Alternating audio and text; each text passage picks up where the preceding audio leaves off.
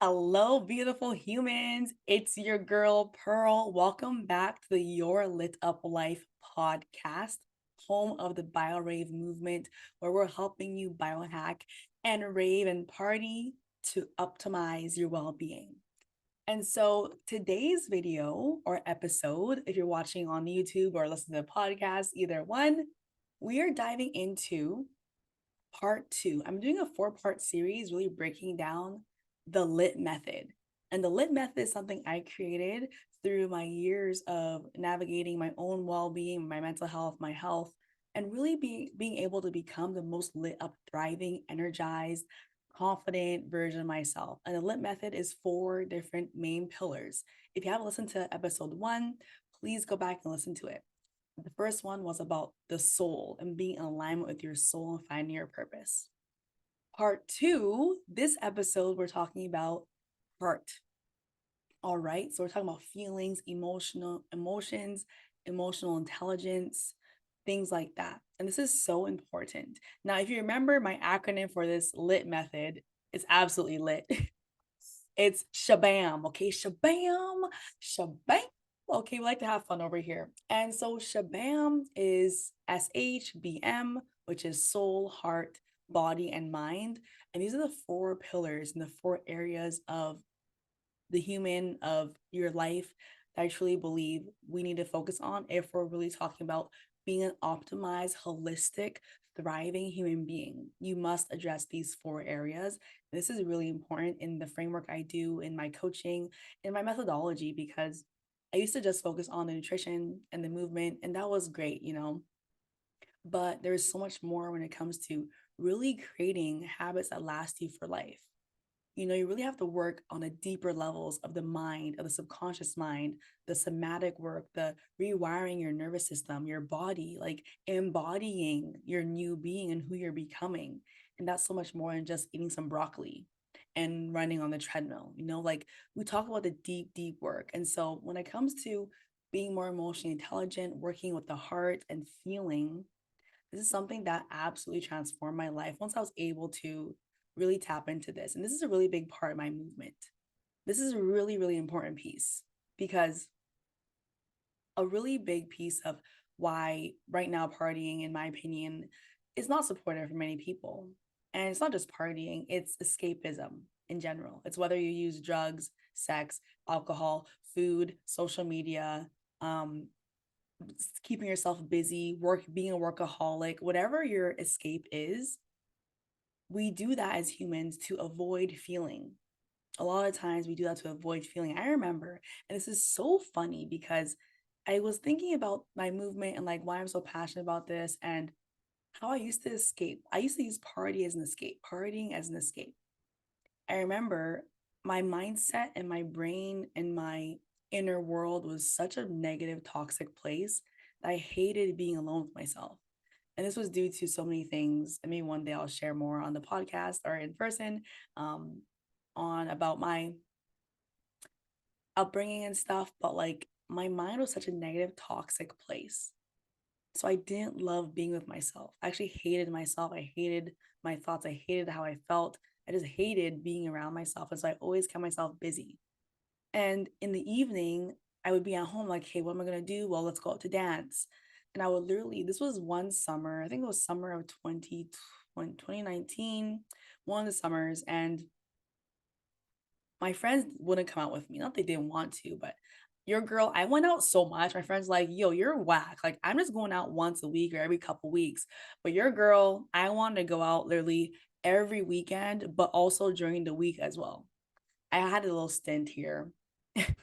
And so I went out like 3 times a week sometimes just to escape, just to go out and dance, just to listen to loud music, just to lose myself, just so I wouldn't hear my thoughts.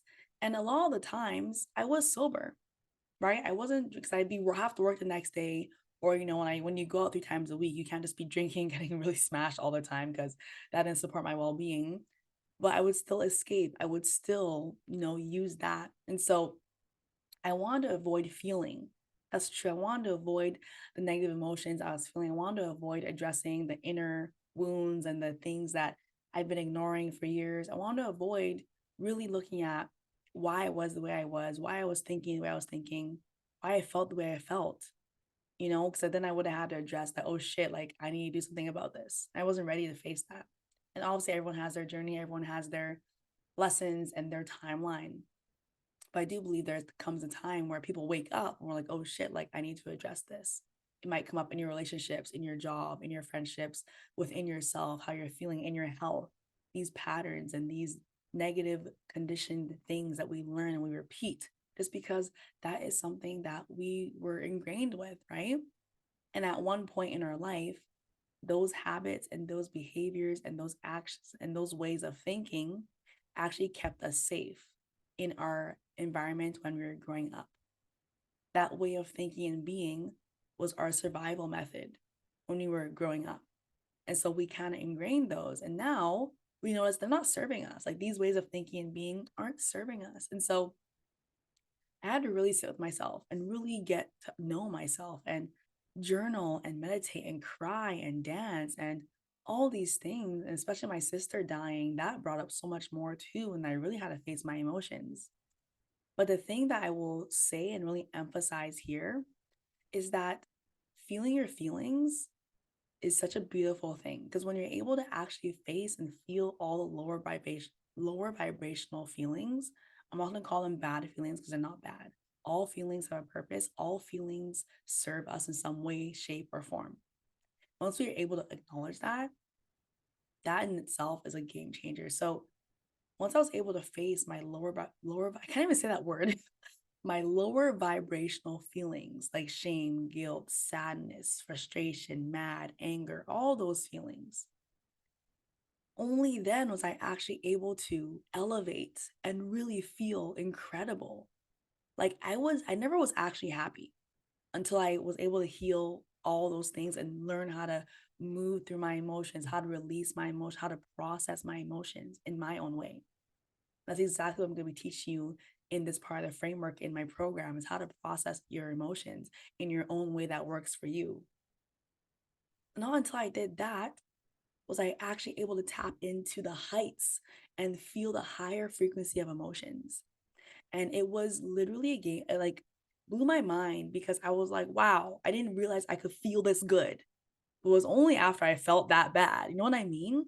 And there's something that I thought about, and I'm not sure if it was a quote from me or like wherever, all the information all comes from the same source ultimately. But it was like, you cannot reach the heights of joy and happiness until you have felt the depths of your sorrows, or something like that. And that just stuck with me. And I was like, that's literally so true.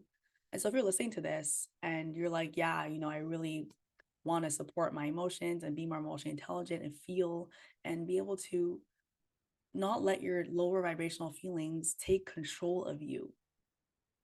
And you want to learn how to manage your emotions and feel anger and feel sadness, but not let it consume you. And understand that your feelings aren't you, and your feelings are just lessons and are messages, and feelings are fleeting. A really big thing I'm going to be supporting people with in this program is actually around being able to feel the feeling and process it and release it and do the things you need to work through that feeling and then shift your state. State management is one of the most powerful things any human can ever learn. And it's so important that I emphasize this point because your state is everything. How you stand, how you speak, how you look, how you present yourself, your state, your happiness, your mindset, your state, right? And that could be your mental state, your physical state, but I'm talking about your holistic state. And these 4 pillars that I talk about all contribute to the state of the being you are and how you show up in your life. And so state management and understanding and really tuning into how you're feeling and your intuition and knowing when you need to drink more water and when you need to dance it out and shake it out, when you need to take a pause, when you need to work or when you need to take a break, like being able to understand your needs on an ongoing basis through all the pillars, all the things, emotional needs, your spiritual needs, your physical needs, your mental health needs, right? Once you're able to address that and manage your state through building really healthy practices with what I call biohacking, but I take biohacking a step further because I really touch on the neuroscience and the neurophysiological aspects of being human And when I say that, I just mean like your thoughts and how they impact your mood and how every thought actually releases a certain chemical that creates a feeling. When you're able to really tap into this is where the magic is at. And this is where I'm actually so excited for what I'm creating with this program. Because I actually rarely see a health coaching program that talks about all these aspects as well, right? Because I'm not just a health coach, I'm also a mindset coach. I'm also a somatics coach. I'm also an energy coach. I'm also all these other things because it all matters. It's all the holistic way of things. And so when it comes to your emotions, your emotional well-being, I'm going to give you a couple of tips here, but if you want to dive deeper, then this program is going to be perfect for you. The first thing I need you to do is know that feelings are lessons in our messages, and the sooner you feel your feelings, the sooner you will get to where you want to be. You need to learn these lessons and we need to get these messages. So instead of being like, oh my God, like, can't believe I'm feeling sad about this, like, oh wow, I shouldn't be feeling sad, or I shouldn't be angry. Why am I anxious? Oh my gosh, like, no, instead of being like guilty and making yourself stressed out that you're feeling or avoiding your feeling, oh, I can't feel that. Let's drink some more alcohol. Let's do some more drugs. Oh, let's escape. Let's scroll on TikTok and Instagram. Like, instead of doing those things, I want you to be really mindful of when you are escaping, when you are avoiding feeling, and just look at it with a lens of compassion and be like, okay, well, maybe I'm feeling a little sad, and that's okay. Let's kind of dive into why I'm feeling sad. Oh, well, I guess like I haven't really been feeling connected with my friends, for example. Okay. And you can feel the feel, like allow yourself to feel the feeling. Feelings will not kill you. Feeling the feeling is something that we need to learn how to do as humans because we are emotional beings and feeling is something we are meant to do. So understanding that, taking that message, be like, oh, maybe I'm just lacking some, back to that friend example. Oh, maybe I just need some more human interaction. Maybe I need some deeper connection. Maybe I'm lacking that in my life. And looking at where you can improve that in your life and then shifting your state and being in a more empowering mindset and be like, okay, maybe I need to shake it out and really tuning into what you need, what your body needs. And that's something I'm going to work with people on too, is like tuning into your intuition and what you need in that moment, in every moment of your day. And okay, maybe I need to have a chat or shake it out or go for a walk or go to the gym or journal or a tap. I'm going to share a lot of tools or do some emotion code or whatever it is that I need to work on this feeling. And once I process that feeling through using those tools, and then I can shift my state and empower myself. Like, you know what? It's okay. I'm human. I noticed that this has been happening and I want to feel better. So here's what I'm going to do to feel better. I'm going to reach out to a friend. I'm going to call up someone. I'm going to make some plans. I'm going to be kinder to myself, whatever it is. You're going to take action from that place.